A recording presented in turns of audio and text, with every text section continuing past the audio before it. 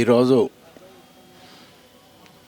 తెలంగాణ, ఆంధ్రప్రదేశ్ రాష్ట్రాల్లో ప్రకృతి వ్యవసాయానికి రైతులను సంసిద్ధం చేసి ఈరోజు ఒక ఉద్యమంలాగా ముందుకు తీసుకుపోతున్నటువంటి పెద్దలు గౌరవనీయులు విజయరామ్ గారు, అదేవిధంగా మాజీ జిల్లా పరిషత్ చైర్మన్ లోక్నాథ్ రెడ్డి గారు ఈరోజు ఈ 70 ఎకరాల ప్లాటు నేను ఒక 10-15 ఏళ్ల క్రితం ఒకసారి వచ్చి చూసినప్పుడు మొత్తం ఎడారిగా ఉండేది. ఒక ఎకరాలో పశువుల గడ్డి ఉండేది, మిగతా మొత్తం ఇది ఎందుకు ఇట్లా పెడతారంటే ఇదేం పంట పండదు, సారం లేని భూమి అని చెప్పేవాళ్ళు. అటువంటి భూమిలో మేము గత ఫిబ్రవరిలో agriculture and farmer welfare commission అంతా కూడా ఇక్కడికి విజిట్కు రావడం జరిగింది. వచ్చినప్పుడు నేను షాక్ అయిపోయినా. అసలు ఆ రోజు చూసిన భూమి ఏంది ఈ పరిస్థితికి తీసుకొచ్చిందని. అంటే అటువంటి కృషి చేస్తున్నటువంటి రంగప్రసాద్ గారి దంపతులకు ఈ కార్యక్రమాన్ని నిర్వహిస్తూ ప్రాక్టికల్గా చేస్తూ రైతులకు చూపిస్తున్నటువంటి రంగప్రసాద్ గారు, అదేవిధంగా ఆర్గానిక్ సేద్యం చేస్తూ ఉన్నటువంటి సంబిరెడ్డి గారు, ఇంకా ఇక్కడికి విచ్చేసినటువంటి యువమిత్రులు, రైతులు, మీ అందరికీ కూడా నా హృదయపూర్వక నమస్కారాలు తెలియజేస్తాను. ఈరోజు ప్రకృతి వ్యవసాయం అనేది తప్పని పరిస్థితికి వచ్చింది. ఎందుకంటే మనం భూమి ఆరోగ్యం ఉంటేనే మన ఆరోగ్యం ఉంటుంది. వాళ్ళ భూముల సారం అంతా కూడా తగ్గిపోయింది. దాదాపుగా శాస్త్రవేత్తలు చెప్తున్నారు, దాదాపు ఇప్పటికే మన భూములలో 75% వరకు మొత్తం దాదాపుగా సారం అయిపోయిందని, ఇంకొక 25% ఉంది. విపరీతంగా మనం కెమికల్స్ వాడుతూ ఉన్నాం, కలుపు మందులు వాడుతున్నాం, విపరీతమైనటువంటి ఫర్టిలైజరు, యూరియా అంటే మోతాదుకు మించి విపరీతంగా వాడి రాను మనం పంటలు పండని పరిస్థితికి భూములను తీసుకొస్తూ ఉన్నాం. కాబట్టి ఇప్పుడు మనం మళ్ళీ వెనుకకు రావాల్సినటువంటి అవసరం ఉంది. ప్రకృతి వ్యవసాయం అనేది ఇక తప్పకుండా చేయాలి. తర్వాత సస్టైనబుల్ మనం నిలదొక్కునే వ్యవసాయం కూడా అవసరం ఉంది. ఈరోజు వరి పంట పెట్టి నాకేం మిగులుతలేదు అంటే అది సాధ్యం కాదు. ఈరోజు మన దేశంలోనే కానీ బయటి దేశాల్లో కూడా విపరీతమైనటువంటి వరి పండుతూ ఉంది. బయటి దేశాలకు ఎక్స్పోర్ట్ చేసే దేశాలు, ఇంతకుముందు మన దగ్గర తీసుకునే దేశాల దగ్గర కూడా విపరీతమైనటువంటి ప్రొడక్షన్ ఉంది. ఈరోజు మన దేశంలో ఇంకా 2 సంవత్సరాలకు, ఈరోజు వరి బంద్ చేస్తే కూడా 2 సంవత్సరాలకు సరిపోయేటంత బియ్యం స్టాక్స్ ఉన్నాయి. ఇవాళ ఎక్కడ పెట్టాలనో తెలియని పరిస్థితి ఉంది. ఇప్పటికి కూడా మొన్న 2వ పంట వడ్లు కొంటే ఫంక్షన్ హాల్స్లలో, కాటన్ మిల్స్లలో ఏడ పడితే ఆడ స్టాక్ వేసినాము. ఎక్కడ దొరకకపోతే బయట పెట్టి తార్పాలిన్లు కప్పుతా ఉన్నాం. సో ఈ విధమైనటువంటి పరిస్థితి ఉంది. కాబట్టి మనం పంటల మార్పిడికి పోవాల్సినటువంటి అవసరం ఉంది. ఇంకా ఈ సంవత్సరం అయితే సూపర్ ఎలినినో అంటుండ్రు. మరి ఈ పరిస్థితిలో ఇప్పటికీ ఇవాళ జూన్ ఆఖరి వరకు అంటే దాదాపు వర్షాలు పడక అంటే వర్షాకాలం వచ్చి నెల రోజులు అయిపోతుంది. ఇప్పటి వరకు దాదాపు 612 మండలాలు ఈ రాష్ట్రంలో ఉంటే 400 మండలాల్లో ఇప్పటి వరకు వర్షం చుక్కలేదు. ఇవాళటి వరకు ఇక్కడ నన్ను 1-2 వర్షాలు అక్కడక్కడ పడ్డాయి, అవి కూడా మామూలు వర్షాలు. అంటే ఈ పరిస్థితులు చాలా తీవ్రంగా రాబోతున్నాయి. కాబట్టి మనమంతా కూడా క్రాప్ డైవర్సిఫికేషన్కి పోవాల్సిన అవసరం ఉంది. కూరగాయల సాగు అయితే పూర్తిగా పడిపోయింది. 2014 సంవత్సరంలో మన ఈ రాష్ట్రంలో 5 లక్షల చిల్లర ఎకరాల కూరగాయల సాగు ఉంటే 2024 వరకు 23 వరకు 1,00,000 ఎకరాలకు లోపలికి పడిపోవడం జరిగింది. కాబట్టి ఈరోజు విజయరామ్ లాంటి వారు కానీ, రంగప్రసాద్ గారు కానీ పూలు, పండ్లు, కూరగాయలు ఈ సాధ్యంలో లాభాలు కూడా ఏ విధంగా ఉన్నాయో వాళ్ళు ప్రాక్టికల్గా చేసి చూపిస్తూ ఉన్నారు. తర్వాత భూమిని వేస్ట్ చేయకుండా, నిస్సారం కాకుండా పలు రకాల పంటలు ఒకే భూమిలో అంటే ఇప్పుడు మీరు చూస్తే అర్థమవుతుంది. ఒక 500 గజాల్లో ఒక్కొక్క ప్లాట్ చేస్తున్నారు. సో ఈ విధమైనటువంటి వ్యవసాయం నేర్చుకుంటే మనకు ఒక 2 ఎకరాల నేను చూసిన దాన్ని ప్రాక్టికల్గా ఇక్కడ అబ్జర్వ్ చేస్తే ఒక 2 ఎకరాలు ఉంటే చాలు రైతు. 2 ఎకరాల పొలం ఉంటే ఒక ఐటీ ఉద్యోగి కన్నా చాలా హ్యాపీగా బతుకోవచ్చు, టెన్షన్ తక్కువగా ఉండి బతుకోవచ్చు. కాబట్టి మనం నిలదొక్కునే వ్యవసాయం చేయాలి. ఒక 2 ఆవులు 2 ఎకరాలు ఉంటే చాలు, నీకు ఒక 2 ఆవులు పెట్టుకోండి. ఓ 5 మేకలు పెట్టుకోండి, ఓ 20 కోళ్ళు పెట్టుకోండి. ఇవాళ మనం వ్యవసాయం ఒక వరి నాటుతున్నాము, 4 నెలల 5 నెలలకు 6 నెలలకు పంట వస్తుంది. రైతు మనం చేసేదే వ్యవసాయం. నువ్వు కోడి కొనుక్కొచ్చుకుంటున్నావు, గుడ్డు కొనుక్కొస్తున్నావు, మాంసం కొనుక్కొస్తున్నావు, పప్పులు కొనుక్కొచ్చుకుంటున్నావు, కూరగాయలు కొంటున్నావు, పండ్లు కొంటున్నావు. 6 నెలల నాడు చూస్తే నువ్వు మళ్ళీ అప్పయి ఉంటున్నావు. నువ్వు చేసేదే వ్యవసాయం. రైతు మార్కెట్కు పోయి కూరగాయలు కొనుక్కొచ్చుకునే పరిస్థితి. కూరగాయలు ఎక్కడి నుంచి వస్తున్నాయి మనకు? ఒకప్పుడు ఈ రాష్ట్రం నుంచి బయటికి ఎగుమతి అయ్యేది. ఈరోజు తమిళనాడు, కర్ణాటక, మధ్యప్రదేశ్, రాజస్థాన్, ఎడారి రాష్ట్రమైన రాజస్థాన్ నుంచి కూరగాయలు తెచ్చుకుంటున్నాం. అవమానం అది మన రైతు.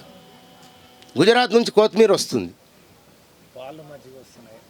ఈ పరిస్థితికి పోతే మనకు ముందు ముందు చాలా కష్టమైనటువంటి రోజులు వస్తున్నాయి. ప్రభుత్వం ఈరోజు పంటల మార్పిడికి సంసిద్ధంగా ఉండమని మీకు రైతులకంతా విజ్ఞప్తి చేస్తున్నాం. మన పంట మార్పిడికి పోకపోతే మాత్రం మనం రైతులను నిలదొక్కుకోలేమనే మాట మాత్రం వాస్తవం. ఈరోజు కూరగాయల సేద్యం చేసే వాళ్లకు ప్రభుత్వం 9,600 రూపాయలు సబ్సిడీ కూడా ఇస్తుంది. విత్తనాలు ఒక అర ఎకరాకు 4 రకాల కూరగాయల గింజలను ఫ్రీగా ఇస్తున్నాం. కాబట్టి మీరంతా కూడా అది సద్వినియోగం చేసుకోండి. తర్వాత స్మాల్ మెకనైజేషన్, చిన్న చిన్న కమతాలు అయినాయి కాబట్టి అంతా 2 ఎకరాలు 5 ఎకరాల లోపట్నే దాదాపు 87% రైతాంగం ఉంది. కాబట్టి స్మాల్ మెకనైజేషన్ చిన్న చిన్న, ఇప్పుడు రంగప్రసాద్ గారి దగ్గర ఉంది స్మాల్ మెకనైజేషన్. ఇవన్నీ 2-3 ఎకరాలు ఉండే వాళ్ళకి చిన్న చిన్నవి, వాటి మీద సబ్సిడీ, బ్యాటరీ ఆపరేట్ చాలా సింపుల్గా ఉంటుంది. అటువంటివి వాటికి మేము ఇప్పుడు కొన్ని వాటికి 50% 60% వరకు కూడా ప్రభుత్వం సబ్సిడీ ఇస్తుంది. ఆల్రెడీ సంవత్సరంన్నర అయింది ప్రారంభమై. ఈ స్మాల్ ఏవైతే చిన్న పరికరాలు, చిన్న పనిముట్లు ఉంటాయో ఈ కలుపు తీసుకోవడానికి వీటికి అటువంటివి ప్రొవైడ్ చేయడం జరిగింది. ఎందుకంటే కలుపు మేము ఎట్లా తీయాలనేది రైతులు అడిగినరు. కలుపు మందుని బ్యాన్ చేస్తుంటే పారాక్వాట్ అనేది చాలా ప్రమాదకరమైనటువంటి కలుపు మందు. అది స్విట్జర్లాండ్లో తయారైంది ఫస్ట్. వాళ్ళు బ్యాన్ చేసి 20 ఏళ్ళకి ఎక్కువైపోయింది. మనం మొన్న ఈ రాష్ట్రం ముందుకొచ్చి మన రాష్ట్రం ఒరిస్సా అసెంబ్లీలో పెట్టి బ్యాన్ చేయడం జరిగింది. ఇప్పుడు కేంద్ర ప్రభుత్వం కూడా బ్యాన్ చేయడానికి ఆలోచన చేస్తుంది. కాబట్టి ఇవన్నీ కూడా మనం స్వతహాగా భూములను పాడు చేస్తా పోతా అసలు పంట పండని పరిస్థితికి వచ్చింది. ఇప్పుడు పాత ప్రాజెక్ట్స్ ఉన్నాయి, నాగార్జున సాగర్, శ్రీరామ్ సాగర్, నిజాం సాగర్, ఇటువంటివి. ఆ ప్రాజెక్టుల కింద దాదాపుగా ఇంకా 8 పంట కాలాలు అంటే 4 సంవత్సరాలు ఇదే విధమైనటువంటి పంట మార్చకుండా మనం సేంద్రియ కర్బనాన్ని పెంచకపోతే ఆ ప్రాంతంలో మొక్క మొలవని పరిస్థితి ఉందని శాస్త్రవేత్తలు చాలా ప్రమాదకరమైనటువంటి పరిస్థితి. మనం పదే వరి పెడతా ఉన్నాం, పొలాలు చౌడు బారిపోతున్నాయి. మొన్న 2వ పంటలో విపరీతమైనటువంటి ఫర్టిలైజర్ వాడినారు. ఈ పంటల విషయంలో, రైతుల విషయంలో కొందరు రాజకీయం కూడా చేస్తున్నారు, చాలా తప్పు. రైతాంగం విషయంలో మనం చాలా స్పష్టతతో ఉండాలి. ఏ పార్టీ, ఏ రాజకీయ పార్టీలైనా కూడా రైతులను తప్పుదో పట్టించే ప్రయత్నం చేయొద్దు. మొన్న మొక్కజొన్నకు 8 నుంచి మా అగ్రికల్చర్ ఆఫీసర్ వచ్చిండ్రు, హార్టికల్చర్ ఆఫీసర్ రాలే కదా ఈరోజు. 8 నుంచి 12 బస్తాల యూరియా వాడినరు. మొక్కజొన్న పంట కోసిన తర్వాత ఇప్పుడు కూడా పోతే పొలాలలో రంగాపూర్ తండా అని మొన్న 4 రోజుల క్రితం అక్కడ పోతే ఆ డిఏపి పొలాల మీద కనిపిస్తుంది. ఇప్పటికి పంట కోసింది. అంటే భూమిలో మనము సూక్ష్మజీవులను అన్నిటిని మనం చంపేస్తున్నాం. ఇప్పుడు మనం చిన్నప్పుడు ఏంటన్నా ఇట్లా కొంచెం వర్షాకాలం పడితే ఇట్లా అంటే ఎర్రలు వచ్చేది. ఇవాళ ఎర్రలు అనేటివి ఆ పొలంలోనే లేవు. చిన్న చిన్న శంకులు ఉంటుండే పొలాలలో, ఆ శంకులు కూడా ఇక్కడ కనిపిస్తలేవు. అవన్నీ కూడా మొత్తం మనం ఒకటి పాటు చేస్తూ పోయినాం. కాబట్టి మళ్ళీ మనం ఇప్పుడు విజయరామ్ గారి వీళ్ళ బాటలో రాకపోతే రేపు భూమి ఆరోగ్యం ఉండదు. భూమి ఆరోగ్యం పోయిన తర్వాత మన ఆరోగ్యం ఉండదు. భూమి చనిపోయిన నాడు మానవాళి ఉండదు.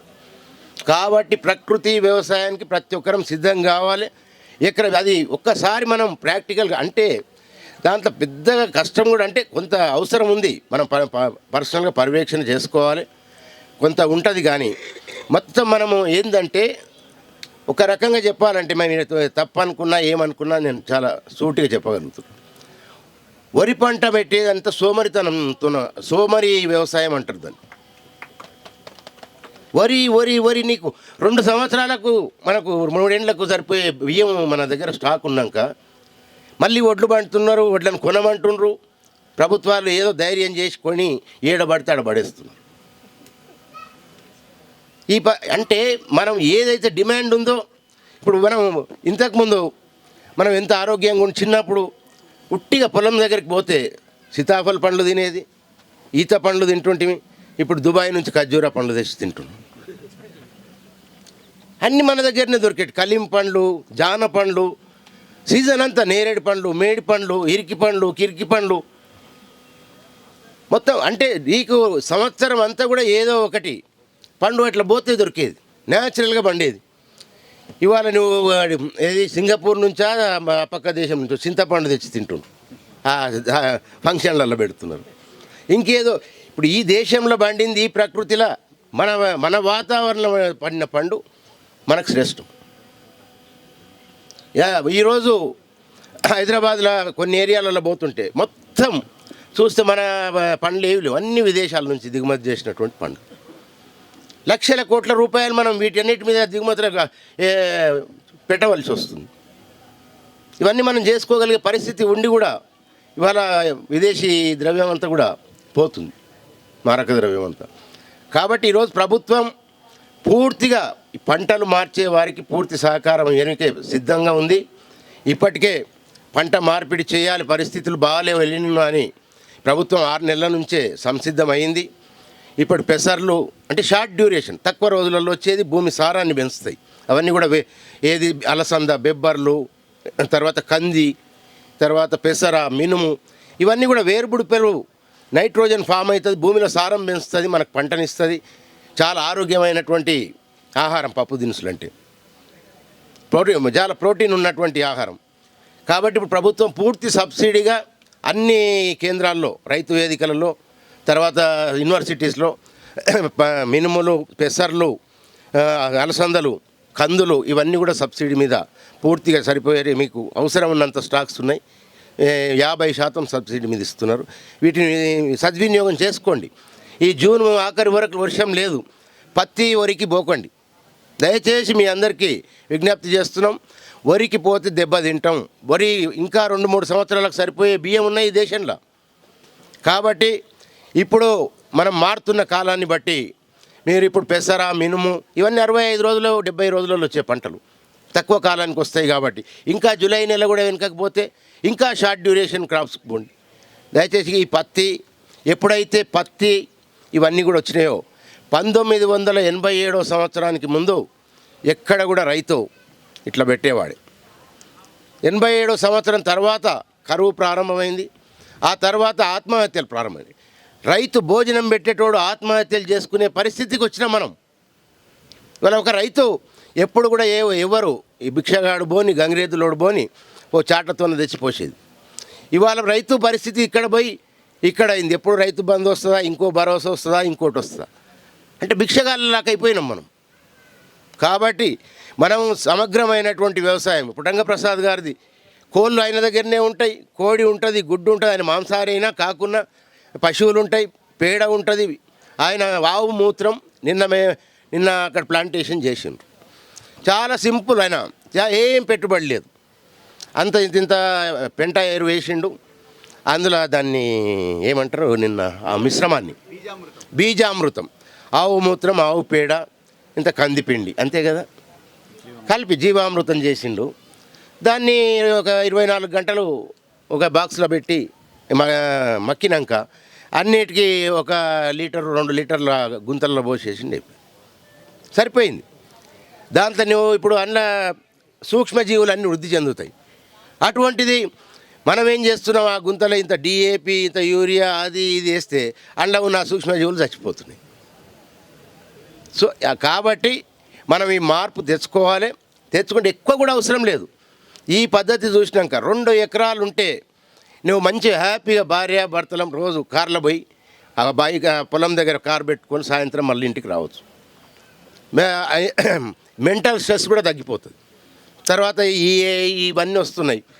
తర్వాత ఈ సాఫ్ట్వేర్లో ఇందులో కూడా బాగా ఉద్యోగాలు తగ్గిపోతాయని చెప్తూనే ఉన్నారు సంవత్సరం నుంచి. కాబట్టి మనం ఆల్టర్నేట్కి పోవాలి. మనకు వ్యవసాయం చాలా అవసరమైంది. వ్యవసాయం లేకపోతే జీవకోటి లేదు. మరిన్ని అప్డేట్స్ కోసం బ్యాక్ టు రూట్స్ యూట్యూబ్ ఛానల్ని సబ్స్క్రైబ్ చేసుకోండి.